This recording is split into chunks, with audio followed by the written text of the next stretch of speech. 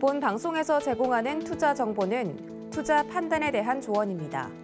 방송에서 제공하는 주식의 가치, 가격 상승 및 가격 하락에 대해서는 방송사에서 보장하지 않습니다.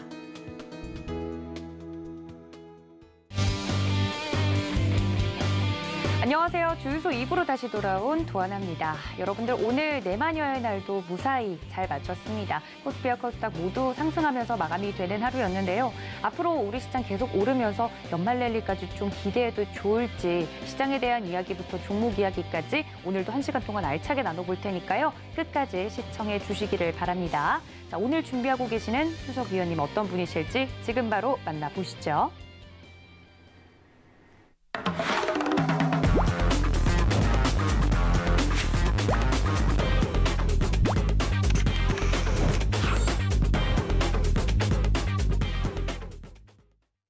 네, 여러분들을 위한 주식 기초를 튼튼하게 이지환 수석위원님 모셨습니다. 위원님 어서 오세요. 안녕하세요.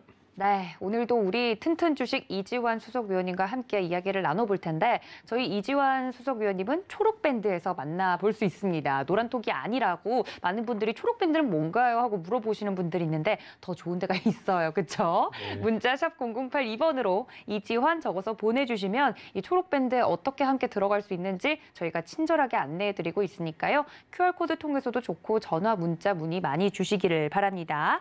자, 오늘도 이지환 수석위원님과 시장 이야기부터 나눠볼 텐데 선물 옵션 동시 만기일도 무사히 잘 지났습니다. 근데 계속 이야기를 해주셨죠. 수급을 체크를 해야 된다. 오늘 시장은 어떻게 좀 보셨는지 궁금하네요. 오늘 이제 장 막판에 조금 이제 급등은 조금 시켰고 시장은 이제 양호하게 끝냈고 사실 이제 선물 옵션 동시 만기는 크게 변동성이 나올 수가 없는 시기입니다. 그러니까 옵션 만기 때는 우리가 예측하기 힘든 불규칙한 변동성이 좀 꽤 나오고요. 선물 옵션 동시 만기 때는 이제 선물에는 워낙 큰 상품이 버티고 있기 때문에 변동성이 잘 안 나오는데 사실 이제 올해는 변동성이 조금 나왔었습니다. 그래서 혹시나 오늘도 조금 변동성이 불규칙하지 않을까 걱정을 했는데 생각보다는 양호하게 끝났다라고 좀 보시면 될 것 같고요. 다만 이제 조금 수급적으로 보면 약간 하루 이틀 정도 휴증은 좀 있을 수 있는 구조입니다. 그거는 동시만기 동시호가에 조금 무리해서 조금 프로그램 매수가 들어온 부분이 있고 그것 때문에 좀 급등했던 부분이 있기 때문에 조금 무리했던 부분은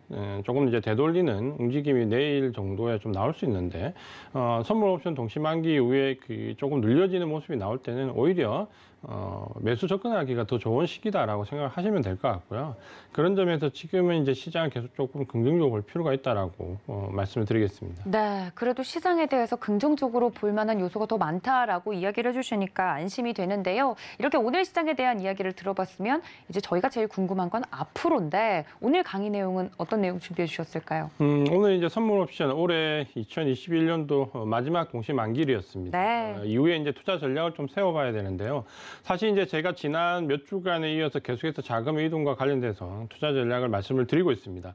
가장 크게 말씀드렸던 부분이 11월 15일, 그러니까 중순 전후죠. MSCI 이제 리밸런싱이 되면 그때부터 11월 말까지 패시브 자금들이 움직일 거고 이게 움직이고 나면 12월 초에 바로 이제 액티브 자금이 움직일 것이다. 그러면 시장이 바닥을 잡을 가능성이 높다라고 말씀을 드렸고 이런 바닥을 잡는 과정에서 한 달여간의 매집 기간이 끝나고 나면 시장이 이제 한번 굴곡은 있겠죠. 매집이 끝나고 난 뒤에 대부분 바로 올라가지는 않습니다. 매집이 끝나고 나면 한번 굴곡을 줬다가 그다음에 이제 급등하는 모습이 많이 나오는데 지금은 이제 그 계기가 되는 시점이 바로 선물 옵션 만기일 가능성이 높다라고 말씀을 드렸는데요. 그런 점에서 이제 시장은 중장기적으로 이제 긍정적으로 볼 수 있는 시점이고 단기적으로는 이제 그 페인팅 어떻게 보면 이 주식시장에서 나올 수 있는 건물 술수를 이제 조금 피해가야 되는 시기가 왔습니다. 그러니까 그 부분에 대해서 이제 말씀을 좀 드릴 거고요. 뭐 시장이 뭐 하루 이틀 변한다고 해가지고 투자 전략이 바뀌지 않습니다. 계속 이제 투자 전략은 중장기적인 모멘텀을 혹은 펀더멘털을 가지고 가는 거기 때문에 역시 이제 투자 전략은 바뀌지 않지만 우리가 이 순간적인 지금 시장에서 좀 주안점을 줘야 될 부분이 있는데 제가 이제 지금 몇 주간 방송하면서 가장 우려스럽게 말씀드린 부분은 사실 이제 수급입니다. 특히 이제 개인 투자가분들의 수급인데 사실 이제 이렇게 봐야 되는 거죠. 개인 투자가분들이 지금 주식을 급격히 많이 팔고 있는데 거의 뭐 한 달 동안 한 달이 채 안 되는 기간 동안 순매도 규모가 한 5조 원이 넘게 나가는데 왜 이렇게 개인 투자가분들이 주식을 많이 파느냐라는 부분을 보면 물론 이제 시장이 워낙 오랫동안 급락을 했기 때문에 하락을 했기 때문에 거기에 대해 이제 지쳤다라는 표현도 있고 또 한 가지는 사실 우리 개인 투자자분들이 접하는 매체나 모든 이제 방송이나 이런 쪽에서 현재 시장에 대한 리스크를 상당히 많이 부각을 시키기 때문에 가만히 있으면 팔아야 될 것 같거든요. 뭔가 지금 굉장히 위험해 보이고 팔아야 될 것 같고 시장에 이제 위기가 많은 우리가 이제 접하는 뉴스만 봐도 오미크론 뉴스를 틀면 오미크론으로 나왔다가 저쪽에 틀면 헝다 나왔다가 계속해서 부정적인 뉴스들이 나오니까 불안하다라는 거죠. 근데 실제로 불안한데 펀더멘탈은 보면 뭐 11월 수출 물량을 보시면 아시겠지만 월 600억 달러를 뭐 처음 돌파하는 우리나라 역대급으로 지금 수출이 크게 일어나고 있고 그 세부적인 사항을 살펴보면 반도체라든지 우려했던 섹터들이 오히려 수출을 성장률이 뭐 전년 대비해서 30~40% 이상씩 급등하면서 주력 제품들이 이끌고 나가는 아주 뭐라고 얘기해야 될까? 펀더멘탈이 굉장히 좋은 수출 증가가 나오고 있거든요. 근데 지금 현재 우리의 심리는 불안하다는 거죠. 계속 불안한데 오늘 일단 먼저 이제 역시 그 불안한 심리와 불안하지 않아도 되는 부분에 대해서 말씀을 드리겠습니다. 우리가 이제 시장이 불안하는 가장 첫 번째는 이 오미크론입니다. 제가 이제 몇 주째 말씀드렸고 처음에 이제 제가 말씀드렸던 오미크론이 나오면 코로나19가 결국은 끝나가는 사이클에 들어왔다라는 차트를 제가 보여드렸고 그거는 이제 치명률은 낮아지면서 전파력이 높아진다는 것은 결국은 대부분의 이전의 팬데믹 사태에서 종료 시점과 유사하다라는 부분을 말씀드렸습니다. 그래서 일단은 이 오미크론이 환자 수가 우리도 지금 현재 7,000명을 넘어가면서 급증하잖아요. 사실 불안합니다. 그러니까 우리가 아무리 이제 주식시장은 선행되는 그 부분을 반영을 하고 지금 그 환자 수가 늘어났던 부분이 반영되어 있다라고 보고 앞으로 나올 부분들이 이제 선행된다고 하더라도 현재 상황에서 보면 환자 수가 이렇게 늘어나는 건 불안하죠. 불안한데 증시는 계속 오르잖아요. 그 갭이 어디에 있을까요? 왜 불안하다는 환자 수 7,000명이나 넘어갔는데 불안하다는 갭이 어디에 있을까요? 라고 제가 사실 이제 우리 옆에 도 아나운서한테 물어보려고 하면 갑자기 불시 질문해서 당황하실까봐 네. 물어보지는 않고요. 이제 말씀을 드리면 아유, 감사합니다. 사실 이제 불안하죠. 네. 불안한데 저도 불안한데 사실 저희 뭐 애를 보면 불안하거든요. 학교 가는 걸 보면. 근데 그렇죠. 그걸 잘 생각해 봐야 됩니다. 뭐냐면 우리나라 인구가 지금 5천만이 넘습니다. 네. 그렇죠? 대부분의 유럽에 지금 컨트롤이 잘 되고 있다라는 뭐 프랑스나 이런 걸 보면 우리나라보다 인구가 그렇게 많지 않아요. 6,500만 명, 뭐 한 7천만 명, 한 8천만 명. 그러니까 그런 정도 갭으로 보는데 환자 수는 거기는 뭐 심심하면 몇만 명씩 나오잖아요. 우리가 7천 명이라고 하는 거는 그쪽에 우리가 선진국이라는 유럽에 대비하면 아주 적게 나오는 수치죠. 그 차이가 크다라는 거죠. 그러니까 우리는 아주 컨트롤을 봉쇄 조치를 하지는 않았지만 봉쇄 조치에 가까운 컨트롤을 잘했기 때문에 이 몇천 명이 커 보이지만 저쪽에 유럽에 넘어가면 우리보다 인구가 한 1,000만 명 많은 나라들은 평상시에 2, 3만 명씩 나왔고 많을 때는 10만 명 육박했다가 몇천 명대로 떨어지면 작다라는 거예요. 근데 이 상대적 개념인데 어쨌든 우리도 적은 숫자는 절대 아닙니다. 무시하자는 말은 아니고 네. 다만 이런 부분들이 글로벌하게 본다면 증시를 움직이는 외국인들 시각에서는 지금 현재 이 환자 수가 그렇게 우리가 우려하는 것만큼 증시에 반영되지는 않는다라는 겁니다. 그러니까 이 부분을 조금 생각해 보셔야 되고 또 한 가지는 지금 바이든 대통령이 계속해서 얘기하는 봉쇄 조치가 없다라는 부분. 이 부분인데, 물론 이제 부분적인 봉쇄 조치가 예전에 좀 있었지만, 사실 우리도 봉쇄 조치가 없는 나라거든요. 그러니까 우리가 뭐 이동하는데 불편을 느낀 적이 없잖아요. 그러니까 그렇게 본다면 중국을 제외하고 몇 개 나라 사실은 안 됩니다. 근데 이 재봉쇄가 없다라는 부분과 함께 그 부스터샷, 그러니까 결국에 이제 3차 접종으로 예방하겠다 했는데, 또 이제 어제 미국에 이제 그 관련된 뉴스가 나왔죠. 화이자에서 3차 부스터샷을 맞으면 오미크론에 대해서도 상당한 면역 장력을 가질 수 있다는 부분이 나오면서 이런 부분들이 조금 차감되는 부분이 있는데 어쨌든 이 부분들이 뉴스에 계속 나오고 환자 수가 늘어나는 부분은 우리가 느끼는 불안감은 고조될 수 있다. 이게 시장 리스크로 부각된다는 건데 나중에 이 부분은 다시 말씀을 드리겠습니다. 그리고 두 번째가 중국 리스크입니다.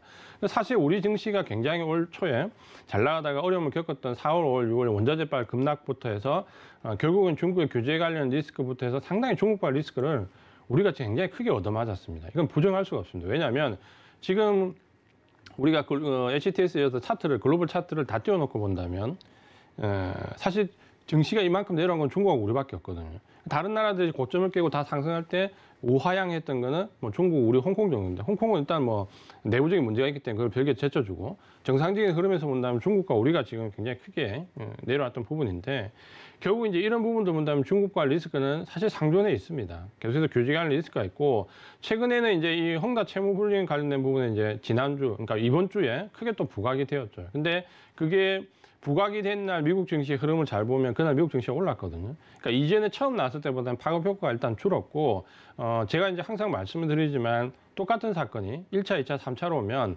결국 그 파급 효과는 절반 줄었다가 4분의 1 줄었다가 그다음 8분의 1로 줍니다. 그러니까 갈수록 똑같은 사건에 증시에 반영되는 정도는 곱하기 2분의 1씩 하면 되거든요. 그러니까 그렇게 본다면 지금 이제 헝다는 새로운 이슈가 아닙니다. 그리고 지금 거의 이제 채무 불이행 그 사태에 들어갔고 파산인데 설사 파산된다고 해서 파급 효과가 제가 볼 때 크지 않습니다. 왜냐하면 이미 알려진 것처럼 한 달 전부터 중국 관리들이 헝다 쪽에 파견이 돼서 이미 그 채무 정리 작업을 하고 있고요.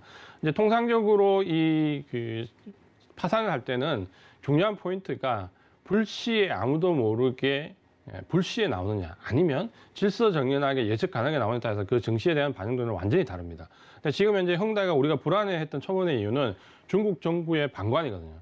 한번 알아서 해봐. 우리가 이제 책임져주지 않아라는 그게 무서움인데 지금 어쨌든 중국이 내년 전인대 중요한 전인대를 앞두고 관리를 파견해가지고 정리를 하고 있다라는 거는 뭐 통상적인 절차는 이렇게 되는 거죠. 결국은 자산은 재평가하고 매각할 수 있는 거는 매각을 하고 매각할 수 없는 거는 갚아야 될 채무와 조금 이제 유예된 채무를 분리를 하고 그 상태에서 이제 예를 들면 뭐 개인 파산 쪽을 적게 주면서 기업 파산 쪽 크게 가져간 쪽으로 정리를 하고 그 다음에 파산을 공식화하고 이제 이런 일련의 절차들이 저도 예상할 수 있을 정도면 대부분 다 예상할 수 있다라는 거죠. 이런 식으로 가면은 증시에 반영되는 거는 틀리다라는 거. 그러니까 다르다라는 거죠. 그러니까 너무 걱정할 필요는 없고 다만 뭐 파산되는 당일날 예를 들어서 이번 주처럼 조금 영향이 있는 정도 그냥 그 정도만 보시면 될 것 같고요. 사실 뭐 중국이 부동산 관련된 부분에서 지금 헝다가 파산하면 작년 그러니까 집중적으로 부동산 규제가 컨트롤했던 게 작년 5월 달이거든요. 5월 달부터 해서 작년 한 10월 달 정도 넘어서부터 중국이 이제 부동산 관련된 업체들을 급격히 구조조정을 시작했는데 이번에 헝다까지 하면 한 280여 개 업체가 파산을 이미 했습니다. 뭐 헝다가 처음도 아니고 많은 업체들이 파산했는데 이거는 제가 봤을 때 중국의 선제적 조치로 잘한 것 같습니다. 결국은 테이퍼링을 앞두고 금리 인상 되는 시기에 유동성이 축소될 시기에 이게 이제 일시에 터져 나왔을 때가 문제인데 한 1년여 시간을 가지고 순차적으로 계속해서 정리를 해왔다는 부분은 제가 봤을 때 이제 어떤 관점으로 보냐면 헝다가 이 파산시켜오는 것의 마지막 정점이 아닐까 부동산 관련 쪽에서는 그래서 크게 너무 우려할 필요는 없다는 부분이고 그다음 이제 경기 둔화 우려감은 사실 상존해 있습니다. 근데 이번에 이제 중국이 또 지준율을 인하했죠. 그리고 중국이 지준율을 인하하면서 중국이 이제 드디어 이제 중국이 증시가 상승 반전했습니다. 그러니까 굉장히 어려운 시기를 거쳐오다가 그러니까 최근에 이제 상승 전환하는 부분에 거래량이 조금 붙으면서 외국인들 매수세가 좀 유입이 되거든요. 그러니까 이런 부분들은 좀 긍정적이다라고 보셔야 될 것 같고 제가 이제 중국 리스크에서 최근에 있는 뭐 규제 관련 리스크나 헝다 채무 관련된 부분보다 사실 제가 더 크게 지금 우려했던 바는 바로 이제 이 애국 소비입니다. 애국 소비. 고차오라는 이 애국 소비가 사실 이제 이게 뭐 하루 이틀 문제는 아니고 최근에 이제 뉴스를 보시면 아시겠지만 뭐 3단계에 걸쳐서 지금 이제 진화해 왔다. 최초에 뭐 아주 작은 소비재, 뭐 화장품이라든지 옷 같은 소비재에서 그다음에 좀 고부가가치 산업으로 왔다가 최근에는 뭡니까? 이제 문화산업까지 이제 이 고차이라는 애국 소비가 나오는데 이제 여기에 사실 우리나라 소비재 관련된 기업들이 상당히 큰 타격을 받았습니다. 그러니까 우리가 위드 코로나 관련돼서 접근을 했다가 상승폭이 왔다가 일시에 꺾여 내려갔을 때 가장 큰 주된 이유가 중국발 리스크거든요. 우리가 알고 있는 뭐 신세계라든지 LG생활건강이라든지 차트가 갑자기 다 무너졌을 때 그 실적 발표와 연관이 있는데 그 실적이 무너졌던 곳에 주된 곳이 대부분 중국이었습니다. 그러니까 이런 중국 관련돼 있는 뭐 아무래 퍼시픽도 마찬가지고요. 이 중국 관련돼 있는 리스크가 크게 나오면서 상당히 이제 실적이 안 좋아서 위드 코로나가 거의 이제 없어져 버렸죠. 우리 시장에서는 거의 이제 잠식돼 버렸는데 이런 그 리스크가 가장 크게 대두됐던 부분은 뭐 아무래 퍼시픽, NH폴리도 마찬가지고 LG생활건강도 반토막이 났잖아요. 그러니까 이런 부분들이 가장 우려스럽고 오히려 이제 그 규제 관련 리스크나 헝다 채무보다는 중국발 소비재가 어떻게 되냐 이게 가장 관건이고 어떻게 보면 이제 이 사이클이 어떻게 될까가 12월 달 그 후반부로 넘어가면 제가 볼 때 가장 관심 섹터입니다. 이 소비재 관련된 부분이. 왜냐하면 결국 지금은 11월 제가 봤을 때 한 12월 중반 정도까지 오미크론에 대한 뉴스가 굉장히 크게 나오면 제가 봤을 때 10일 한 중순 넘어서 한 20일 전후로 하면 화이자의 경구용 치료제가 긴급 승인할 가능성이 굉장히 크거든요. 그러면 화이자의 경구용 치료제가 긴급 승인할 때는 위드 코로나 관련된 종목이 큰 폭으로 뜁니다. 그러니까 지금 미국 시장을 보면 아주 크게 급락했던 위드 코로나 관련된 종목들이 저점에서 고점을 뛰어넘는 아주 큰 거래량들이 나오면서 손바뀜이 다 됐거든요. 그러니까 그 말은 이제 12월 중순 넘어가서 미국의 그 화이자의 경공 출혈에 대한 반응은 이제 시장이 대기를 하고 있는 거죠. 그러니까 미국 시장에서는 그게 보이는데 그냥 우리 시장에서는 과연 이 위드 코로나 관련된 종목들 소비자들이 이런 중국발 리스크를 넘어설 수 있느냐? 그러니까 피해가는 종목을 찾아야 되느냐. 그러니까 오늘 같은 경우에 보면 뭐 의류주나 이런 게 어제도 마찬가지고 한세실업이나 영업무역 같은 게 하루에 10%씩 뛰거든요. 근데 잘 보면 그런 종목들은 이런 중국발 리스크에 조금 멀어져 있는 종목들입니다. 소비재 중에서. 근데 과연 이제 우리가 잘 알고 있는 카지노. 외국인 카지노인데 중국 사람들이 안 오면 80% 이상의 카지노는 중국 사람들이잖아요. 마찬가지로 면세점. 역시 중국이잖아요. 중국 사람들이 와서 면세점 이용하지 않으면 거의 면세점 운영이 안 되잖아요.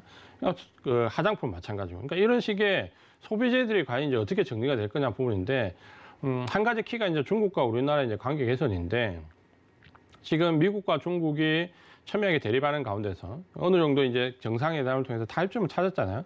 서로 상대방에 대해서 공격할 건 공격하되 넘어야 될 선만 넘지 말자라는 일단 어느 정도의 미략 아닌 미략을 했기 때문에 서로 뭐 올림픽 정치적 외교적 보이콧을 하더라도 그게 이제 서로 상대방에 대해서 어느 정도 이제 양해가 보여지는 상태죠.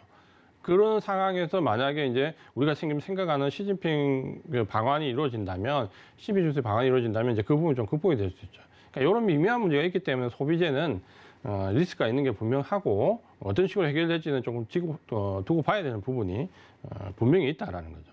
이런 게 이제 지금 현재 우리 시장 조금 압박하는 요인이고 사실 어떤 부분보다도 우리 개인 투자자분들 아마 힘들게 했을 겁니다. 그러니까 위드 코로나 관련 종목이 조금 낌새가 안 좋을 때 빠져나왔으면 되는데 빠져나오지 못하신 분들은 지금 이제 아주 큰 공경에 처해 있다. 그 부분이다. 그렇죠. 그 다음에 이제 우리가 리스크로 좀 생각하면 테이퍼링이 좀 가속화되는 부분입니다.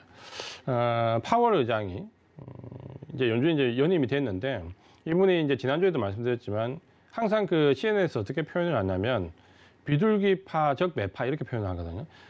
소속은 매파인데 행동은 비둘기파. 그러니까 항상 시장에 안정감을 주는 요소를 항상 가져왔는데 그러니까 이분이 갑자기 이번에 오미크론이 나오고 시장이 급락하는데 매파로 돌변을 해버렸죠. 그러니까 항상 11월 초중반까지만 하더라도 테이퍼링은 천천히 한다. 아주 천천히 한다. 급하게 하지 않는다. 테이퍼링 끝나간다고 해서 금리 인상 안 한다. 금리 인상과 테이퍼링은 별개다. 아주 비둘기파적인 발언을 하다가 갑자기 태도가 돌변했는데 지난주에 이제 말씀드린 그 내용입니다. 결국은 뭐냐면 이런 거죠. 지난주 말씀드린 대로 원자재 가격이 이번에 급락을 했다는 거죠. 유가가 지금 이제 70불대로 다시 올라섰지만 어쨌든 85불까지 갔던 유가가 이번 오미크론 사태가 나오면서 65불까지 떨어졌잖아요. 파월이 그 옐런 의장하고 옐런 재무장관하고 같이 이 원자재 가격 급락시키기 위해서 얼마나 많은 노력을 했습니까? 그러니까 왜냐하면 지금 현재 가장 우려스러운 부분이 원자재발 인플레이션 우려감이잖아요. 그래서 최근에는 그 전략 비축률을 방출하겠다. 그것도 미국뿐만 아니라 뭐 중국, 우리나라를 포함해서 주요 메이저 국가들이 동시에 방출하겠다는 극약 처방을 했잖아요. 그러니까 중국도 사실 원자재 값에 대한 부담감이 있으니까 이번에 미국하고 같이 동조를 했고 그래서 같이 전략 비축률을 방출하겠다는 극약 처방을 했는데도 유가가 78불밖에 안 떨어졌어요, 그때. 그리고 85불에서 78불 잠깐 내려왔다가 다시 8불대 올라갔거든요. 그러니까 이런 상황이었는데 오미크론이 나와서 65불까지 떨어졌으니 얼마나 고맙겠습니까, 파월은. 그러니까 파월 생각은 어떨까요? 파월 의장은 이때가 찬스라는 거예요. 내가 그렇게 내리려고 했던 인플레이션, 오마자발 인플레이션 우려를 정책을 써도 못 내렸는데 오미크론이 한 방에 내렸으니 그러니까 여기에 기름을 좀 더 부어 넣자. 이제 이런 의도가 굉장히 강하죠. 그러니까 제가 볼 때는 일종의 립 서비스가 강하다는 거죠. 그러니까 이렇게 떨어졌을 때 원자재가 급등하지 못하도록 테이퍼링을 가속화한다, 금리 인상을 앞당길 수 있다라는 일종의 이제 압박을 가하는 거죠. 왜? 그렇게 해야지만 지금 현재 원자재발 인플레이션에 대한 우려감을 낮출 수 있으니까. 그럼 그게 좀 상당히 유효했다라고 봅니다. 그러니까 유효했다라고 보고 유가가 이제 다시 70불대로 올라섰지만 사실 뭐 유가가 올라서는 건 당연한 거거든요. 지금이 이제 경기가 둔화되는 시점도 아니고 어쨌든 전반적으로는 코로나19 이후에 경기가 확장되는 시점에서 수요에 대한 부분이 있기 때문에 이거를 억누른다고 해서 뭐 영원히 억누르지를 못합니다. 다만 이렇게 립 서비스를 통해서 속도 조절 좀 할 필요는 있어 보입니다. 그래서 테이퍼링 가속화나 유동성에 대한 부분은 지금 봤을 때 시장에 그렇게 압박 요인이 아닙니다. 왜냐하면 결국은 지금 이제 그 장기 국채 금리가 이번에 뭐 1.7까지 갔다가 1.3까지 거의 춤을 췄는데 그 춤을 추는 와중에 시장의 반응은 그렇게 많이 나오지 않았습니다. 그러니까 그 반응을 본다면 어느 정도 일시적인 부분을 이해를 한다. 이렇게 보시면 될 것 같습니다. 이런 부분들이 이제 그 리스크라면 리스크인데, 이제 거꾸로 이제 호재를 본다면 오미크론에 대한 역발상은 지난주에 말씀드린 그대로입니다. 그러니까 이전에 우리가 그 팬데믹이 사라지는 과정을 보면 그때도 말씀드렸지만 백신도 없고 치료제도 없고 심지어 이제 항생제도 없는데 어떻게 사라졌을까 보면 대부분 변이 바이러스가 계속해서 출현이 되고 그 변이 바이러스가 변이를 거치면서 전파력은 높아지지만 치명률이 계속 떨어지는, 결국에 이제 독감이나 감기 수준으로 떨어지면서 이제 소멸됐다. 이렇게 이제 보는 게 정상적인 관점인데, 그렇게 본다면 지금 이번에 나왔던 오미크론 변이 바이러스가 거기에 좀 가까운 거죠. 전파력은 굉장히 높은데 사실 지금 남아공 환자에서 입원 환자가 거의 없다라는 부분은 치명률이 이제 떨어진다라는 부분인데, 이제 요 오미크론 바이러스가 델타 변이 바이러스를 넘어서서 가장 우세한 종으로 이제 등극이 되면 아마 이제 그런 현상이 오지 않을까. 사실 델타 변이는 시장 충격을 좀 줬잖아요. 우리가 여름에 상당히 충격을 받았고 그때는 치명률도 올라갔고 전파력도 올라갔잖아요. 근데 이번에 만약에 이제 치명률이 좀 떨어진다면 하나의 좋은 계기가 될 것 같고, 또 치명률이 떨어진다면 제가 지난번에 말씀드린 것처럼 경구용 치료제와 관련되어 있는 모멘텀이 생길 가능성이 굉장히 큽니다. 왜냐하면 지금 현재 경구용 치료제가 나와 있는 화이자도 마찬가지고 MSD도 마찬가지지만 초기 그 경증환에서 중등도까지 정도가 유효한데 치명률이 떨어지는 환자들이면서 전파력이 높은 환자한테 어떻게 보면 딱 적합한 치료제가 될 수 있다는 거죠. 그러니까 어차피 중등도 이상에 넘어가는 환자들한테는 어려운 상황인데 치명률이 떨어진다라면 경구용 치료제 모멘텀이 상당히 생길 수 있습니다. 그래서 우리가 이제 증시와 관련된 부분을 본다면 오미크론이 한 12월 초 중반까지는 굉장히 어려운 부분을 겪을 수 있지만 뒤쪽으로 가면은 이런 경구용 치료제나 코로나19에 대한 종료에 대한 기대감 등이 오히려 나오면서 시장에 대한 우호적인 부분은 좀 바뀔 수 있다. 그러니까 요거는 어디까지는 뭐 예측이니까 그렇게 좀 생각을 하셔도 될 것 같습니다. 두 번째 이제 봐야 될 부분이 중요한 부분인데, 지금 시장에서 가장 큰 호재를 찾으려면 뭐니 해도 제가 볼 때는 외국인 수급입니다. 결국에는 지금 호재와 악재가 혼재돼서 나오고 시장이 지금 5개월 동안 급락을 했고 여기서 이제 첫 반등이 나오는데 여전히 이제 불안한 감을 가지고 있고, 근데 지금 여기서 우리가 믿을 건 뭡니까? 믿을 건 하나밖에 없습니다. 그러니까 여러 가지 정황을 보지 말고 하나를 믿는다면 결국은 외국인 수급이 되겠죠. 이 수급을 한번 살펴보도록 하겠습니다. 여기 수급을 보면 제가 이제 그 수급이 바뀌기 시작한 날이 11월 11일 빼빼로 데이다 그랬다 그랬죠. 요게 이제 정확하게 지난 11월 달 옵션 만기일입니다. 그럼 옵션 만기일이고 오늘이 12월 선물 옵션 만기일이죠. 그러면 딱 한 달 상관입니다.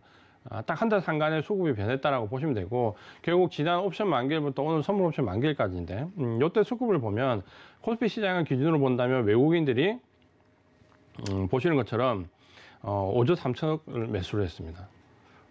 상당히 많이 매수했다 그렇죠. 불과 딱 한 달인데 5조 3천억을 매수했습니다. 한 달이 아니라 10개월 동안 1조도 못 샀던 애들인데, 그러니까 1월 달에 반짝 7조 5천억에서 10조 정도를 단기간에 밀어붙여서 주가를 끌어올린 다음에 다 차익 실현한 이후로 이렇게 대규모 매수를 한 것은 처음입니다. 그럼 어쨌든 간에 바닥권에서 이게 뭐 공매도가 됐든 혹은 공매도 한매가 됐든 아니면 뭐 어떤 자금이 됐든 어쨌든 5조 3천억이라는 꽤 큰 금액을 한 달 동안 매수를 했다, 이렇게 보시면 될 것 같고, 개인이 정확하게 보시면 한 5조 600억 정도 매도했습니다. 그러니까 한 달 동안에 5조 이상 매도했다 그러죠. 많이 매도했다 그러죠. 제가 이제 매도하지 말라고 그랬는데 매도를 많이 하셨어요. 왜냐하면 여기가 바닥일 거라고 계속해서 조금만 더 참으시면 된다라고 계속 강조를 드렸잖아요. 그러니까 그 조금 참으시면 되는데 매도를 상당히 많이 했다 그렇죠. 그러니까 결국 이제 그걸 외국인이 다 받아갔고, 그다음에 이제 개인 뭐 기간은 프로그램 물량에서 옮긴 거 빼고는 계속 이제 매도를 하고 있기 때문에 1년 동안 매도했는데 지금도 그냥 매도하고 있다, 이렇게 보시면 될 것 같아요. 그래서 4천억 정도 매도를 했고, 안타까운 부분은 시장이 이제 바닥을 확인하는 과정에서 외국인들만 또 5조 3천억 정도 매수를 했으니까 안타깝다 그러죠. 안타깝고, 이 수급의 이제 변화를 본다면 항상 제가 이제 여기 작년에도 그렇고 여기도 그렇고 이 1시간짜리 강의 프로그램에 나가지고 항상 얘기하면 수급을 말씀드리면 아마 이제 우리 방송을 오래 보셨던 분들은 그런 얘기를 하실 겁니다. 설마 그렇게 제가 말씀드리면 설마 이제 그렇게 하겠어라고 생각하는데, 항상 결과를 보면 제가 이제 이 지금 물량을 넘기면 안 된다, 치열하게 주식을 해야 된다는 게 한 두세 달 정도 되는데, 그러니까 최근에 이제 한 달 정도는 집중적으로 말씀드렸죠. 그러면 안 파실 것 같아. 여기 이제 우리 방송을 보신 분들은 수준이 있으시니까 안 파시는데, 결과는 지금 이제 한 달 동안 5조 원 넘게 팔았다가 이제 결론입니다. 그러니까 많이 판 거죠. 안타깝지만 이제 결국 고점에 사서 바닥에서 다 던졌다 그렇죠. 그러니까 이게 상당히 안타까운 부분이고, 그러면 외국인들이 한 5조 넘게 매수를 했는데 어디를 샀는가 좀 궁금하잖아요. 그래서 어디를 샀는가 보면 뭐 그렇게 과연 주도주가 어딜까, 주도 섹터가 어딜까 궁금하시면 소급을 잘 분석해 보면 어느 정도 답은 나옵니다. 그래서 어디를 샀냐라는 보니까 11월 11일 이후부터 오늘 12월 9일 선물옵션 만기일까지 섹터별 등락을 보니까 가장 많이 산 게 IT입니다. 전기전자업종이 이 바닥을 형성할 때도 지금 보시면 한 9.5% 정도 상승했거든요. 상당히 많이 상승했죠. 근데 여기서 뭐 얼마 정도 샀냐면 4조 한 7천억 정도를 샀습니다. 쓸어 남았다 그랬죠. 그러니까 IT 쪽을 어쨌든 4조 7천억 정도, 삼성전자가 물론 끼어 있으니까 금액이 크죠. 뭐 삼성전자, 하이닉스, 삼성 SDI, 뭐 삼성전기 거의 IT 쪽을 쓸어 담으면서 4조 7천억 정도를 매수를 했습니다. 그 기간도 여기는 다 매도하는데 여기는 그래도 또 매수했다 그러죠. 그래서 IT 쪽에서 외국인들과 기관이 매수하면서 거의 쓸어 담았다 이렇게 보시면 될 것 같고, 그 외에 이제 두 번째로 어디를 많이 매수했냐면 이제 서비스 업종, 이쪽은 이제 공매도 한매도 많고 뭐 예를 들면 뭐 카카오나 네이버 이런 쪽에 속한 기업들이 많이 있기 때문에 거기서 공매도 한매와 일부 매집 이렇게 보시면 될 것 같고, 요거는 이제 좀 잡동사니까 제외를 하고, 그 다음에 이제 다른 업종에서 많이 매수한 쪽을 본다면 이제 은행이죠. 한 달인데 은행도 한 5천억 정도 매수했습니다. 많이 매수했다 그렇죠. 한 달 상간인데 많이 매수했고, 근데 하필 또 보면 그때도 기간이 다 파는데 여기는 또 매수했습니다. 은행은 2조 한 2,400 정도 매수. 그러면 IT와 은행은 어쨌든 간에 외국인과 기관들이 쌍끌이로 많이 쓸어 담았다 그렇죠. 그러니까 뭐 은행은 어쨌든 금리 인상에 대한 부분이 물론 장기적으로 있고, 또 단기적으로 뭡니까? 올해부터 배당이 굉장히 세졌다 그렇죠. 분기 배당, 반기 배당이 생겼고, 그다음에 연말 배당까지 있는데 배당에 대한 규제가 어느 정도 약간 자율로 풀렸기 때문에 상당히 배당 여력이 높아졌는데, 특히 은행 같은 경우는 9월달에 배당 안 했다 그랬죠. 6월달에 중간 배당하고 원래 분기 배당으로 가려고 했는데 9월달 배당 안 했거든요. 대부분 뭐 일부 한 대도 있지만 대부분 안 했습니다. 그러면 12월달에 배당이 높아진다는 건 다 알고 있거든요. 그러니까 어차피 이번 시장 급락때 뭡니까? 이럴 때는 꼭 먹고 알 먹고 매수한 거죠. 그러니까 은행 업종도 상당히 많이 매수했고, 은행 업종 등락이 한 7% 상당히 높게 나왔습니다. 그 외에는 이제 미미한 금액인데 뭐 제약바이오에서 일부 매수했고, 나머지는 별로 이제 인상적인 부분이 별로 없다 그렇죠. 나머지는 다 소액으로 매수를 했고, 그 다음에 이제 기관들이 매수했던 종목은 외국인들이 주력으로 매수했던 곳과, 그 다음에 이제 일부 보면 기관들이 매수했던 곳이 뭐 철강이라든지 일부 제약바이오 일부 이제 이런 쪽인데 크게 뭐 인상적인 부분은 없습니다. 그러니까 배당 노리고 증권 관련된 쪽을 조금 샀던 건 이런 것 정도입니다. 그러면 지금 어쨌든 간에 한 달간 외국인들이 굉장히 큰 폭으로 매수를 했고, 그 매수한 가운데서 뭐 압도적으로 IT죠. 반도체라든지, 반도체에서 뭐 메모리 반도체, 삼성전자, 하이닉스, 비메모리 반도체 쪽도 부품 소재 쪽으로 많이 매수했고, 물론 이제 이쪽은 메타버스나 NFT 관련된 테마가 좀 붙었기 때문에 그 관련된 종목도 많이 매수했고, 그러면서 메모리 반도체, 비메모리 반도체뿐만 아니라 뭐 카메라 모듈 같은 LG 이노텍 같은 이런 종목들도 마찬가지고, 그러니까 이런 쪽에 여러 가지 테마나 바람이 좀 불었고, 어쨌든 IT 쪽으로 상당한 매수를 많이 했다 이렇게 좀 봐야 될 것 같고, 그 다음에 이제 금리 인상 기조 속 배당 매력이 있는 은행주를 좀 많이 떨어졌을 때 저가 매수를 했다 이런 정도로 파악을 하면, 그럼 대충 이제 우리가 지금 현재 시장을 봤을 때 어디를 따라가야 되는 부분은 명확하게 나온다 그렇죠. 결국 어떻게 하겠습니까? 외국인들이나 기관들이 가는 쪽으로 따라가야지 일단은 될 거 아닙니까? 그리고 이 등락을 지금 이제 우리가 조금 본다면, 코스피 지수 차트를 좀 본다면 결국 그 한 달간 지금 매수했잖아요. 한 달간 5조 매수했는데 그 한 달간 매수했던 기간을 보면 여기입니다. 불과 이제 얼마 되지가 않아요. 그러면 우리 시장이 이번에 오미크론으로 급락했던 그 전에 보면 이 박스권이거든요. 그 박스권 등락에서 외국인들이 집중적으로 매수를 했고, 그렇게 본다면 아직까지 박스권 상단 돌파가 안 됐습니다. 그러니까 박스권 안에서 어떻게 보면 매집을 했다라고 좀 보면 될 것 같거든요. 어쨌든 시장은 한 5개월 넘게 가격 조정을 거쳤고 1년간 기간 조정까지 거쳤으니까 상당한 조정을 거쳤기 때문에 이 구간에서 매수한 거는 거의 저점 매수라고 볼 수 있는 거죠. 그러면 아직까지는 이 박스권 상단으로 넘어온 게 아니기 때문에 어쨌든 간에 매집 구간 안에 있다 그랬죠. 그러니까 아직 시세가 크게 난 건 아닙니다. 그러니까 이 시세가 이제 나는 기준을 제가 말씀드렸던 게 바로 이제 오늘 선물옵션 동시만기일.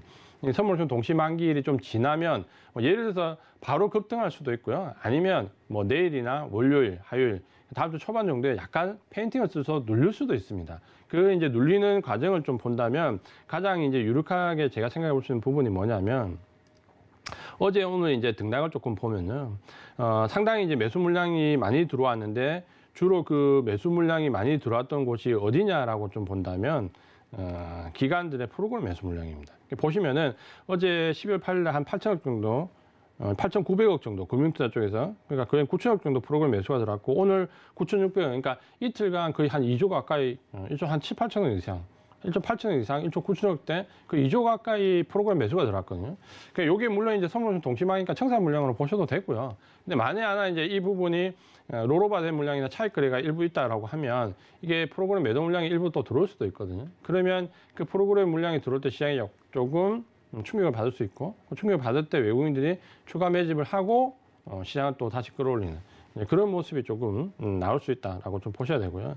어쨌든 지금 현재 수급적인 상황을 본다면 상당하게 외국인들이 작업을 좀 많이 한 상황은 맞습니다. 그러니까 11월 11일 이후 5조가 넘는 매수를 했다는 거는 좀 인상적이다라고 보여야 되고요. 그러면 이게 이제 어느 정도 파급 효과를 가질까? 그건 이제 시장 상황에 따라 좀 다른 거죠. 근데 우리가 작년에 우리가 11월 2일 날 백신이 나온다라는 얘기가 들으면서 시장이 급등을 했잖아요. 기억하실 겁니다. 그때 이제 백신 이슈로 시장이 그때부터 급등해서 1월 달까지 고점 형성 때까지 정말 속칭 얘기하는 겁나게 시장이 올랐잖아요. 그때 초반부에 한 20여일 상간에 외국인들이 시장을 끌어올리기 위해서 포복된 금액이 한 7조 5천억 정도 됩니다. 그러니까 무식하게 그냥 시장 그대로 다 받아서 냈던 금액이 7조 5천억 정도 되거든요. 그러니까 지금 그때와 비교할 수는 없겠지만 어쨌든 5조가 넘는 금액은 적은 금액은 아니다 그렇죠. 그러니까 이 부분을 좀 반드시 유념을 할 필요가 있습니다. 두 번째는 이제 그 대차 잔고 감소인데요. 이 대차 잔고가 감소하는 부분도 우리가 조금 볼 필요가 있습니다. 왜냐하면 우리가 지난 9월 달부터 상당하게 그 웹도도 현상이라고 해서 그 압박을 굉장히 많이 받았거든요. 그러니까 시장은 지지부진하고 매수 주체였는데 외국인들이 선물로 쥐락펴락 하면서 옵션에서 수익을 내는 이제 그런 현황이 굉장히 많이 왔기 때문에 시장이 굉장히 어려웠잖아요. 그러려면 이제 그런 웹도도 현상이 없어져야 되는데 그런 점에서 본다면 이제 지금 좀 이제 긍정적인 부분이 있죠.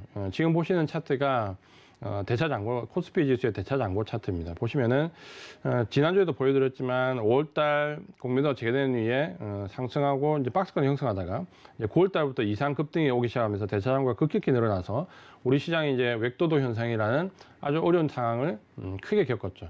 그렇게 겪다가 지금 보시면 이제 11월 달 넘어가면서부터 뭡니까? 지난주에 조금 차트가 꺾였는데 이제 이번 주에 보니까 확연히 꺾이죠. 그러면서 고점에서 이제 대차 잔고가 급격히 감소하는 모습을 보여주고 있습니다. 그러니까 이런 부분들이 하나 이제 긍정의 시그널이고, 그러니까 이렇게 이제 떨어지면 어때요? 어쨌든 간에 외국인들의 선물 옵션에 따라서 시장 등락이 지저분하게 나오는 그 웹도도 현상은 이제 좀 줄어들 가능성이 높다라고 좀 보여지고, 외국인들의 하방 쪽에 대한 베팅이 일단은 감소를 하고 있다라는 긍정적인 부분으로 평가를 할 수 있을 것 같습니다. 그러니까 이 부분이 지금은 굉장히 좀 중요할 것 같습니다. 그래서 이 대차 잔고가 감소한다는 말은 하방 배팅이 이제 줄어들고 있다라는 긍정적인 시그널도 되고, 우리 시장에서 일단 웹도도 현상이 줄어든다는 말도 되고, 또 한 가지는 결국은 시장을 쥐락펴락하고 있는 하방 쪽 물량들이 외국인들의 주식 매수, 그러니까 액티브 자금들이 들어오면서 헤지 펀드들의 자금이 일정 부분 정리가 되고 있다. 그렇게 보셔도 될 것 같습니다. 그래서 이 부분이 상당히 긍정적인 부분이다라고 보셔도 될 것 같습니다. 이런 이제 시장 호재가 있는 거죠. 그 다음 이제 시장 호재를 또 살펴봐야 되는데요. 그 다음 호재는 뭐냐면 결국 이제 좀 전에 보셨던 것처럼 그 우리 시장에서 외국인들이 대규모 매수했던 섹터가 딱 표시가 나잖아요. 전체 5조 3천억 중에서 4조 7천억 정도가 IT 업종에 대한 매수였습니다. 근데 이 IT 업종에 대한 매수세가 우리나라만 있는 건 아니다, 그렇죠? 지금 미국도 보시면은 뭐 엔비디아나 AMD나 마이크론 테크놀로지나 뭐 애플도 마찬가지고 어쨌든 IT 기반 종목들이 상당히 큰 폭으로 올라가잖아요. 사실 우리나라는 어떻게 되든 이렇게 되든 저렇게 되든 뭐가 되든 어쨌든 IT 업종이 올라가는 게 사실 좋습니다. 그러니까 전체 시총에서 IT 종목이 차지하는 비중이 워낙 크고 뭐 코스닥은 IT와 제약바이오 합치면 거의 한 8, 90%잖아요. 그러니까 이 IT 업종이 어쨌든 간에 모멘텀을 받을 때가 우리 증시로서는 상당히 좋은 시기거든요. 근데 미국 시장도 우리가 뭐 기술주나 성장주 이분법을 보지 말자는 얘기를 제가 계속 드렸는데 결국은 미국 시장도 어쨌든 간에 지금 IT 종목들이 어느 정도 시세를 끌고 가는 모습이 시장에 대한 반응을 좀 찾을 수 있고, 특히 이제 우리 시장 같은 경우는 이 IT 종목이 올라가는 게 특히 삼성전자 1년 동안 우리 그 개인 투자자분들을 가장 많이 괴롭혔던 삼성전자나 하이닉스가 시장의 반등을 이끄는 모습은 상당히 고무적인 거죠. 왜냐하면 적어도 이제 다른 섹터들이 경기 순환 관련된 종목들이 반짝 상승으로 이끌어가지고 시장이 올라오면 뭔가 또 내려갈 것 같은 이 불안감이 항상 상존하거든요. 근데 우리 시장은 일단 IT 종목들이 끌고 오는 시장 장세는 상당히 강합니다. 그러니까 쉽게 꺾이지도 않고. 근데 이제 그 IT 종목에서 이제 끌고 본다면 뭐 삼성전자나 하이닉스가 지금 되는 메모리 반도체와 관련되어 있는 부품이나 소재, 장비 업체들이 이제 끌고 올라오고 있고, 그다음 이제 비메모리 반도체가 조금 먼저 움직였죠. 그러니까 이쪽은 메타버스나 NFT 관련된 종목 테마가 좀 많이 엮이면서 먼저 좀 상승을 했는데, 특히 뭐 후공정 같은 경우 굉장히 많이 상승을 했고, 그러니까 이렇게 같이 주거니 받거니 하면서 상승을 했던 부분이 또 좋고, 물론 이제 메타버스 관련된 종목들은 뭐 이 수혜주가 넘어가면서 메모리, 비메모리 반도체나 뭐 5G라든지 아니면 뭐 LG 이노텍 같은 광학 관련돼 있는 종목들까지 좀 수혜를 받았는데, 물론 이제 이 NFT 열풍은 좀 꺾일 수 있고 테마가 사그라들 때 일시적으로 조정은 받을 수 있겠지만, 그 조정 이후에 상승폭은 또다시 강할 수 있다. 그렇게 보시면은 큰 문제는 아니다라고 좀 보셔도 될 것 같고요. 다만 이제 단기적인 리스크 관리는 좀 필요하다. 이렇게 보셔도 될 것 같습니다. 그 다음에 이제 부품 소재 관련된 종목은 약간 등락이 좀 있습니다. 올랐다 내렸다 올랐다 내렸다 하는 부분들이 조금 있는데, 그래도 지금으로서는 뭐 크게 나쁘지 않게 좀 긍정적인 부분을 보실 수 있고요. 다만 최근에는 이제 이 기관들이 이쪽에 그 유입되는 종목들은 단기 급등과 단기 급락이라는 상승과 하락을 좀 반복하는 경향이 있습니다. 그러니까 이 부분은 조금 이제 기관들의 단타성 물량이라고 좀 봐야 될 것 같고요. 다만 이 기관들의 단타성 물량을 장기 외국인들이 잘 보면 저점에서 계속 받아갑니다. 그러니까 이런 등락이 좀 있더라 하더라도 외국인 수급이 꾸준하게 유입되는 종목들은 크게 걱정하지 말고 좀 봐도 된다, 이렇게 보시면 어쨌든 우리 시장에서 IT 종목들이 시장을 좀 끌고 간다라는 부분은 상당히 긍정적이다. 이렇게 보셔도 될 것 같습니다. 그 다음에 이제 우리가 봐야 될 부분이요. 이런 이제 악재와 호재를 좀 살펴봤는데, 결국 이제 투자 전략은 사실 이제 앞에서 봤던 그 호재나 악재를 보면 어느 정도 답이 나옵니다. 수급을 봐도 좀 답이 나오고요. 결국 이제 그 전략은 이제 어떻게 세울 거냐라는 부분인데, 제가 1년에 이제 크게 외국인 자금이 이동할 수 있는 부분을 계속 이제 몇 주에 걸쳐서 말씀을 드렸습니다. 그러니까 지금 시장이 굉장히 어렵지만, 그러니까 우리가 11월 때 정말 어려울 때 제가 드렸던 말씀이 11월 중순 넘어가면 패시브 자금이 움직이면 좀 나아진다. 그리고 11월 말에 패시브 자금들이 정리되고 나면 그 11월 중순부터 말까지 이제 액티브 자금들이 매집이 들어오다가 11월 30일 MSCI 리밸런싱이 끝나고 나면 액티브 자금들이 본격적으로 들어올 것이다. 그리고 이게 그 전후로 한 보름, 그 이후로 한 보름 정도 매집이 어느 정도 이루어지고 나면 선물옵션 동시만기 전후로 해서 시장을 이제 좀 끌어올릴 수도 있다라는 부분은 이제 말씀드렸는데, 지금 그 예측대로 이제 거의 벗어나지 않고 왔고, 지금 이제 선물옵션 동시만기 이유는, 그러면 외국인들이 5조 정도를 매수했잖아요. 그럼 외국인들이 5조 정도를 매수해가지고 뭐 박스권에서 박스권 상담 만들라고 매수했을까요? 그렇지는 않다, 그렇죠. 뭔가 의도가 있겠죠. 근데 그 의도가 아직은 우리가 코스피 차트를 보면 박스권 안에 머물러 있기 때문에 바닥권에서 반등은 나왔다고 하더라도 뭐 그게 아직 표출화된 건 아니잖아요. 그러니까 그 말을 거꾸로 하면 아직까지 좀 늦은 건 아닙니다. 찬스는 있습니다. 그러니까 지금이라도 우리 개인 투자자분들이 여기에 좀 동참을 하신다면 충분히 찬스가 있을 것 같고, 물론 이제 오늘 동시만기 지나고 난 이후에 뭐 바로 급등할 수도 있고, 아니면 아까 말씀드린 대로 한 2, 3일 좀 눌러서 조금 타이밍 공격을 할 수도 있습니다. 그러면 오히려 지금 이제 비중이 없으신 분들이라면 한 2, 3일 눌러주면 더 좋은 타이밍이죠. 오히려 저 밑에서 잡을 수 있는 타이밍이 될 거니까 그런 부분도 좀 보시고, 그리고 제가 항상 말씀드리지만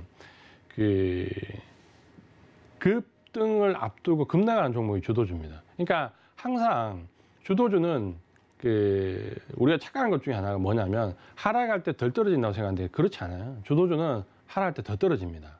특히 마지막에는 더 떨어집니다. 왜? 주도주는 상승할 때 더 많이 올라가는 종목이지 하락할 때 덜 떨어지는 종목이 아니에요. 덜 떨어지는 종목은 경기 방어주죠. 통신주라든지. 그러니까 하락장에서 버티려면 그런 종목을 사야 되는 거고, 내가 상승장에서 승부를 보겠다라고 생각하면 조금 더 떨어지더라도 주도주를 계속해서 매집을 해야 되는 거죠. 그래서 이 주도주가 항상 상승하기 직전에 더 떨어지는데, 그게 이제 지금 상황에 조금 맞물려 있을 수도 있고, 내일이나 모레 한 2, 3일 정도 조금 더 과하게 떨어질 수도 있습니다. 그러면 지금 이 과하게 떨어지는 종목에 겁을 내지 마시고요. 그게 지금 제가 말씀드렸던 오늘 이 섹터 안에 들어가 있다라면 더 떨어지면 더 싸게 산다 생각하고 분할로 계속 접근하는 전략이 좋습니다. 그래서 선물옵션 동시만기가 지나면 일단은 급등과 눌림 두 가지 경우를 지금 이제 말씀드렸습니다. 그래서 급등하게 되면 뭐 생각하지 마시고 지금 따라잡아야 됩니다. 왜냐하면 잠깐 제가 차트를 다시 보고 말씀드리면 이 따라잡아야 된다고 말씀드린 이유는 좀 전에 말씀드린 것처럼 아직까지는 코스피 지수가 바닥권입니다. 그러니까 지금 현재 바닥권에 상승했다고 하더라도 지금 보시면은 박스권을 벗어나지 못한 상태입니다. 그러니까 일시적으로 오미크론은 박스 하단을 깨고 내려가서 외국인들이 집중적으로 매수를 했다가 아직까지는 박스권 상단을 돌파한 상태가 아니기 때문에 시세가 그렇게 나지 않은 거죠. 그러니까 시세는 아직 안 났기 때문에 지금 접근하셔도 충분히 수익을 낼 수 있습니다. 다만 이제 바닥권에서 좀 잡아서 수익을 지금 낸 상태에서 간다면 더 좋겠지만 그렇지 않더라도 지금이라도 주도 쪽에 접근하는 거는 상당히 유효한 전략입니다. 그러니까 지금 늦었다라고 생각하실 필요는 없습니다. 그래서 급등을 한다면 제가 따라잡아야 된다고 말씀드린 이유가 아직 박스권을 안 벗어났으니까 지금 상황에서 상승하는 건 따라잡아도 된다는 거죠. 만약에 지수가 지금 고점을 치고 가는 고점에 있다 따라잡을 수 없는 거죠. 이제 하단 박스권에서 아직 나오지 않았다? 조금 올라가서 따라잡아도 됩니다. 그러니까 급등하면 겁먹지 말고 따라잡으십시오. 그리고 두 번째는 눌림이나 횡보. 제가 좀 전에 말씀드렸던 내일이나 뭐 다음 주 초반 정도까지 눌림이나 횡보 나면 그건 더 좋은 거죠. 그럴 때는 한 두세 번 정도 지금 포트가 전혀 주도적으로 없는 분들은 한 두세 번 정도 나눠서 산다고 생각하시고 떨어지면 떨어질수록 한 두세 번 정도에 나눠서 좀 사시면 됩니다. 특히 제가 아까 말씀드렸던 이틀간 프로그램 매수 물량들이 물론 이제 만기 청산 물량이라고 보지만 많이 하는 이제 프로그램 매도로 좀 나온다면 오히려 더 저점 매수할 기회고 제가 볼 때는 외국인들도 좀 적극적으로 그걸 노릴 것 같습니다. 왜냐하면 어제 오늘 이제 급등할 때 프로그램 매수가 정리 물량이 공격적으로 들어올 때 외국인들 매수하지 않았거든요. 그러니까 따라가면서 매수하지 않았지만 눌리면 매수하겠다는 의도가 좀 강하다는 게 보이거든요. 그러니까 겁먹지 말고 올라가든 내려가든 어쨌든 지금은 주식을 좀 사겠다라는 생각을 가지고 계신 게 좋습니다.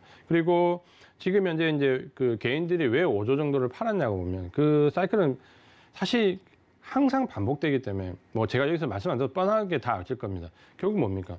고점에서 삼성전자 사서 저점에서 못 버티고 팔고 그거 팔아가지고 지금이라도 NFT나 이쪽으로 좀 엔트나 이쪽으로 따라갔더니 그게 지금 또 한 2, 3일 지지난주부터 급락했다 올랐다 급락했다 올랐다 지금 몇 번 반복하잖아요.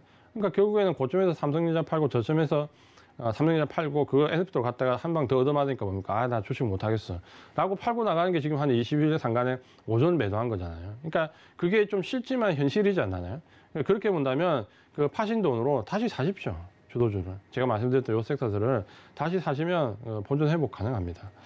그래서 만약에 이제 외국인들이 지금 매수 섹터는 외국인하고 기관들이 동시에 샀던 건 IT하고 은행입니다. 그러니까 아까 보신 것처럼 외국인들이 공격적으로 샀던, 그러니까 방어적인 부분을 제외하고 공격적으로 샀던 게 IT하고 은행인데 제가 이제 말씀드릴 때 공교롭게도 기관도 계속 매도하는 그 기간인 IT하고 은행은 샀더라. 이제 이렇게 말씀드렸는데 결국은 이게 뭡니까? IT하고 은행은 쌍끌이 매수다 그렇죠.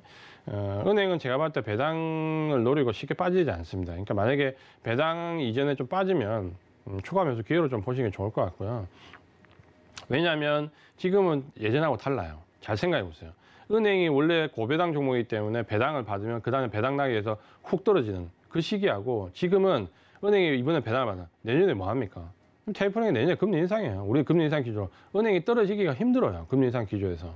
그러면 보통 때는 그런 배당락이 겁나서 못 산다면 이번에는 떨어지면 추가 매수입니다. 내년에 금리 인상하기 때문에. 우리는 지금 금리 인상 기조에 들어와 있고 겁낼 게 없다 그렇죠. 은행은 안 살 이유가 없습니다. 그러니까 IT는 아까 보신 것처럼 메모리 반도체는 제가 말씀드린 것처럼 어느 정도 대꼬박구를 치겠지만 충분히 이제 잡아야 될 이유가 있고 이제 비메모리 반도체는 조금 조심해야 됩니다. 왜냐하면 NFT나 메타버스 가는 데서 조금 거품이 있었기 때문에 그거 조금 떨어지고 제거하고 올라갈 수 있다 그렇죠. 그러면 제일 안전하게 메모리 반도체나 비메모리 반도체를 같이 볼 수 있는 삼성전자 사시면 됩니다. 고민하지 말고 부품 소재는 지금 이제 따라가는 거 보고 사시면 되고요. 메모리 반도체 비메모리 어렵다 그러면 삼성전자 사시면 돼요. 그러면 삼성전자가 12월 달에는 12월 달과 내년 1월 달에는 메모리 반도체 모멘텀으로 올라갈 것이고 내년 이제 1분기에는 비메모리 반도체 모멘텀으로 올라가면 그냥 올라가는 거죠. 그렇게 이해를 하시면 좀 편하게 매매를 하실 수 있고요. 그 다음에 이제 외국인들이 매수했던 일부 소비재들 우리 관련된 종목을 조금 보시면요. 이제 한세시럽이나 영업무역 같은 게 이번 주에 한세시럽은 이틀 전인가 한 10% 뛰었죠. 그 다음에 이제 영업무역은 오늘 한 10% 뛰었습니다. 그러니까 물론 이게 10%씩 뛰었다가 좀 조정받고 하겠죠. 근데 이런 종목들이 들썩들썩 거리는 거는 아까 말씀드렸던 결국 이제 이 소비재에서 어떤 이제 공급 쇼티지와 관련된 부분, 위드 코너와 관련된 부분, 중국을 좀 피해가는 부분을 고려하면 몇 개가 안 남아요.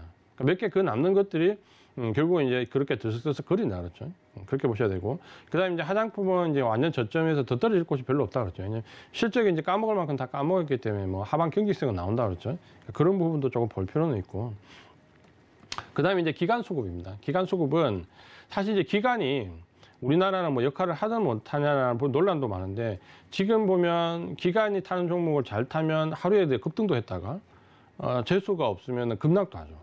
근데 급락했다 해서 던지면 또 외국인이 사가지고 올리고, 그러니까 이런 혼란스러운 모습들이 계속 나온다라는 거죠. 그러면 이제 기간 수급 종목은 역시 외국인을 따라가는 매물이나 비매물 쪽은 같이 따라가면 되고요. 은행은 장기적인 시각 역시 따라가면 되고, 그 다음에 뭐 소비재도 역시 마찬가지로 아까 했던 부분을 좀 따라가면 됩니다. 근데 그 기간 수급 종목을 장기 편입을 고려하라는 그 멘트를 쓴 이유는 그 기간을 따라서 장기 수급하라는 게 아니고요. 잘 보면 기관들이 단기로 급등시켰다가, 그러니까 우리나라 기관들은 수익 매매 짧게 치고 빠지잖아요. 그 빠질 때 급나가는 그 종목을 외국인이 받는 종목이 있습니다. 그러니까 기관들이 단기 수급으로 끌어올렸다가 기관들이 뭐 매물을 출하하면서 단기 급나갈 때 그 떨어지는 걸 외국인들이 받는 종목이 있거든요. 그러니까 그런 종목은 좀 중장기적인 관점으로 편입을 해도 된다는 겁니다. 그러니까 외국인들이 결국은 기관의 수급을 활용하는 부분이 많거든요. 특히 기관의 프로그램 물량을 활용하는 부분이 많거든요. 그러니까 그런 종목은 좀 장기적인 시각에서 좀 보셔도 된다, 이렇게 좀 말씀드리고, 그 다음에 이제 위드 코로나 관련된 종목은 외국인들은 잘 안 건드립니다. 근데 기관들이 지금 활발하게 많이 손을 대고 있죠. 면세점, 호텔, 여행, 항공, 의류, 화장품, 기관들이 많이 손을 댑니다. 근데 문제는 이제 기관들이 손을 대면 단기 급등했다가 또 급락했다가 급등했다가 급락했다가 이런 사이클이 있기 때문에 맞추기는 어렵지만, 어쨌든 12월 달에 코로나19 관련되어 있는 화이자의 경증치료제가 나오면 바람은 한번 탈 수 있습니다. 그래서 실적이 좀 좋은 종목들 위주로 조금씩은 편입을 조금 해보는 것도 괜찮다 보여지고, 기간 수급에 너무 따라가지 말고 기간 수급이 받고 떨어지는 외국인 매수하는 종목들 위주로 보시는 것도 하나의 좋은 전략이 될 것 같습니다. 사실 몇 주째 전략은 똑같다 그러죠.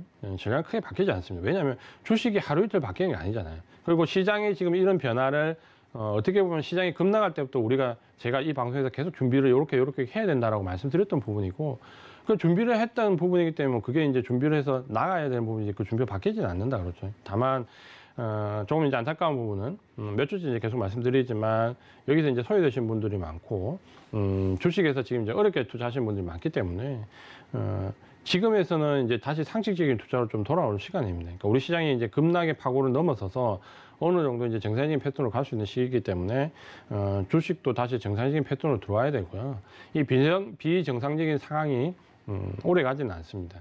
이렇게 보시고, 다만 이제 제가 말씀드렸던 한 2, 3일 하락이 좀 올 수 있는데 거기에 너무 신경 쓰지 마시고 해야 될 것을 정확하게 하면 됩니다. 전략을 잘 세우고, 그러니까 하지 말아야 될 거 안 하면 됩니다. 주식은 딱 그 두 가지라는 거 말씀을 드리면서 오늘은 여기까지 말씀을 드리겠습니다.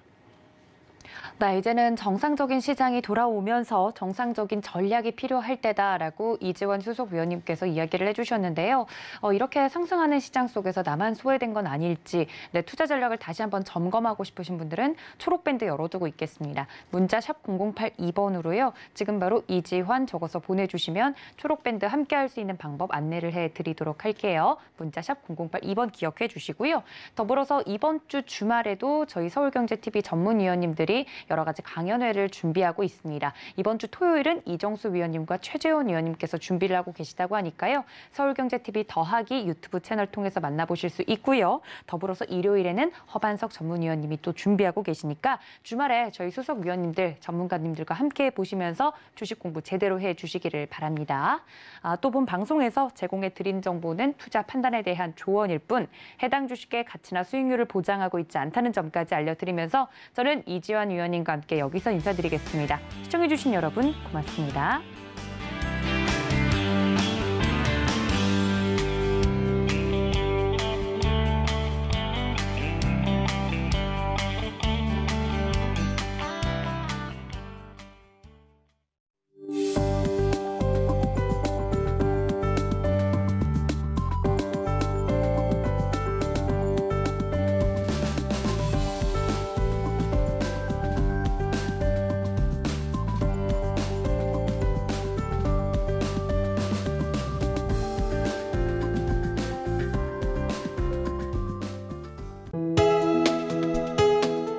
본 방송에서 제공하는 투자 정보는 투자 판단에 대한 조언입니다. 방송에서 제공하는 주식의 가치, 가격 상승 및 가격 하락에 대해서는 방송사에서 보장하지 않습니다.